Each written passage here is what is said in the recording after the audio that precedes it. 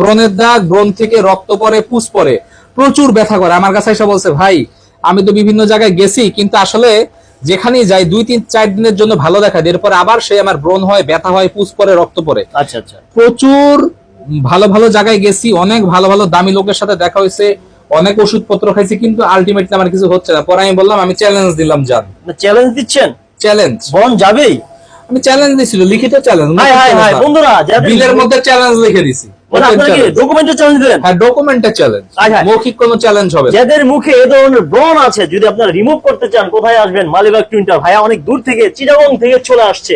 চিটাগং গুলো অনেক laser centre ছিল, মালিবাগ ঢাকা কেন আসছে সাইদুল ভাই শপে? অবশ্যই বিশেষ রিজন আছে নাকি ভাই? চিটাগং থেকে আমাদের কাছে প্রতি মাসে মনে হয় 1000 লোক আসে।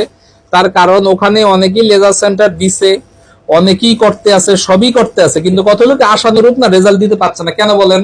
তার কারণ হলো যেটা, আপনার সেখানে যে মেশিন গুলো, এগুলা replica machine, copy clone machine, তো এগুলা থেকে একটু দূরে থাকবেন।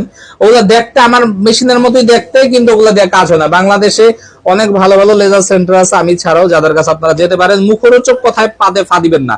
আর যেসব লেজার সেন্টার দেখবেন আমাকে নিয়ে সমালোচনা করতে আছে, করতে দেন। সমালোচনা করা যায়, সমালোচনা কাদের নিয়ে করে? যখন অনেক বদনাম বলে, করতে পারে, সমালোচনা করতে পারে, এটা ওপেন প্লেস, সমালোচনা করা ভালো। আমাকে নিয়ে আলোচনা করতেছে, অবশ্যই তাহলে আমি আলোচনার বিষয়বস্তু